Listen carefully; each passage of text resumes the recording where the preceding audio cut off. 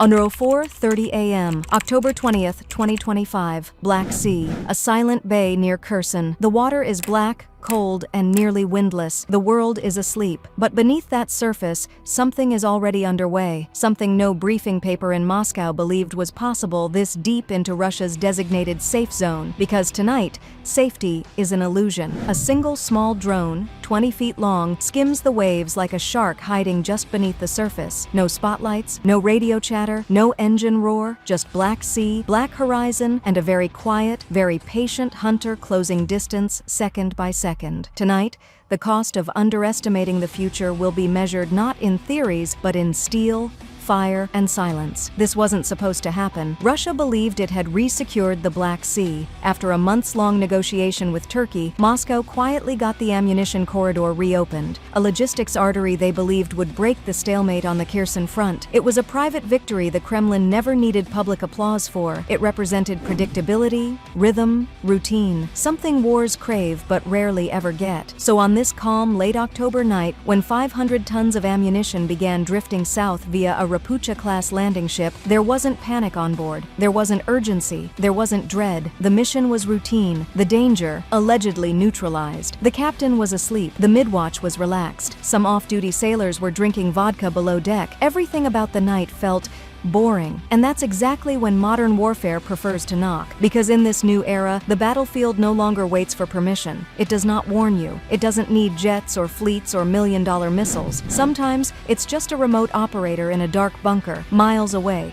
holding a controller that cost less than a used car. This is the kind of moment that defines a shift in military history. The pivot when the geometry of power flips upside down. The kind of strike that tells every admiral, every general, every strategist, old rules are not rules anymore. For 45 minutes, the Rapucha is being followed, unseen, unheard, completely invisible. This shadow is a Ukrainian Barracuda USV, a 20-foot unmanned surface vessel moving at 30 knots. Inside its modular bay are 4 Wild Hornet FPV drones, each one carrying a 1.5 kilo-shaped charge, small, but engineered for surgical lethality. This isn't a Hollywood suicide drone moment. This is engineering built around principles of chaos. The Ukrainians didn't try to overpower Russian defenses. They tried to confuse them into paralysis. Their entire strategy hinges on one psychological truth. A system optimized for logic is easiest to kill with unpredictability. And the first domino falls when Russia's coastal radar finally detects something. Not a missile, not a ship, just a weird, tiny, faint blip. Too odd to fit any clean category. The lonely radar operator notices it, calls it out, thinking he's caught a harmless recon drone. But the moment he flags it, that entire defensive architecture wakes up like a sleeping machine suddenly realizing something is off. The radar tries to track, it tries to predict,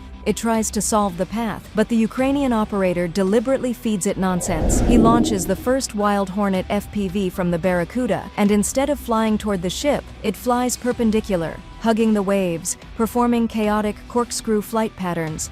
On the Russian radar screen, this drone behaves like a glitch, a scribble, an insult to math. That is the point. The radar computer, built for straight lines, missile speeds, and predictable physics, simply cannot catch the logic here. The drone slides past the predictive firing zone not through strength, but by refusing to obey a pattern that a Soviet-era algorithm needs in order to function. And so, the radar system, the first firewall, never achieves target lock, but that alert triggers the next layer, Russia's TK-25E electronic warfare jammer. The jammer saturates frequencies. The FPV video feed collapses into static. The operator goes blind. For a moment, it feels like the Russians have checkmate, but this tactic was expected and built into the drone brain. The moment GPS collapses, the inertial navigation unit takes over. That tiny little chip that feels acceleration, rotation, velocity, becomes the heartbeat guiding it forward.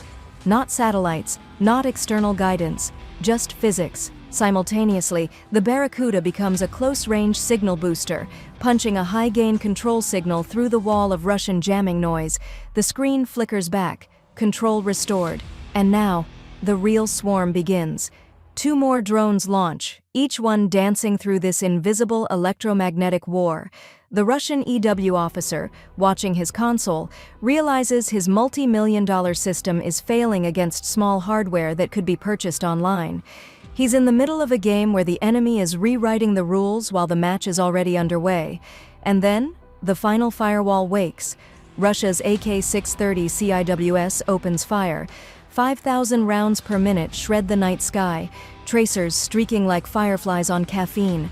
The lead FPV camera is shaking violently as these rounds rip past it. This is raw kinetic violence, a machine designed to erase threats at insane speeds. But again, the weakness is baked in. This weapon is built for fast objects flying in straight lines, not tiny irregular dancers barely skimming the waves. The Ukrainians split roles. 2 drones rise sharply, decoys. They scream, "Shoot me," in radar language, and the CIWS obeys. It unloads hell on the decoys, emptying significant ammunition on ghosts, while 2 remaining drones slip under the gun's blind angle and accelerate. But the Russians are not done. A Project 22160 patrol ship arrives at full speed, the guard dog. It targets the Barracuda USV itself, attempting to kill the queen rather than the swarm. But its radar, too, is optimized for singular, clear targets. So the Ukrainians peel 1 drone away. Sacrificial, loud, obvious. Every Russian gun swings to face the decoy. Every rifle aims at that one screaming target. And while the guard dog chases the bone, the last 2 Hornets skim the surface at 100 mph, just 5 feet above the water, using the ship's wake as a radar blind spot. They slip past the final defense layer. The Rapucha is naked. The lead drone sees the containers, rows of ammo crates storing rockets and artillery shells. The camera tightens focus, and the dive begins. A rifle on deck tries desperately to fire, but it's too late. 4:47 a.m., impact, a sharp crack, no Hollywood explosion, just a small shaped charge piercing steel like butter. A superheated metal jet forms, igniting the first shell, which ignites the next, which ignites the next. Then comes the real explosion, the chain reaction. The deck evaporates in white-hot violence. The shockwave turns the bay into a pressure dome. The ship folds, breaks, dies. Months of Russian logistics vanish in seconds. The operator miles away watches the thermal signature fade. He leans back, drinks cold coffee, sends a simple message, done. What happens next is not immediate fire and smoke. It's the slow strangulation of an entire operational theater. Fuel reroutes, ammunition delays, guns fall silent, offensive planning pauses, defense becomes weaker, assets now must be pulled from front lines just to protect the fleet. A single strike did all of that. This is why experts now argue, low-cost autonomy didn't just disrupt warfare, it rewired the power equation. This moment in the Black Sea wasn't just the destruction of a ship. It was the destruction of an assumption. The assumption that scale automatically equates to safety, that legacy hardware automatically defeats cheap ingenuity, that the old way of fighting makes the new way unnecessary. The truth is, this strike didn't just sink a fleet asset, it exposed a flaw inside the philosophy of power itself. And for a generation watching war evolve in real time, this is a glimpse of what the next decade of conflict may look like: silent, cheap, asymmetric, and terrifyingly efficient. So now the question is this: what part of this changed the war more? The logistics choke, the psychology, or the strategic rebalancing effect that forces Russia to weaken its own front line to protect its navy? Tell me your take in the comments. Like this breakdown if you want more cinematic geopolitical deep dives. Subscribe for weekly investigative war tech analysis and hit the bell, because the future of conflict isn't coming someday. It's already here.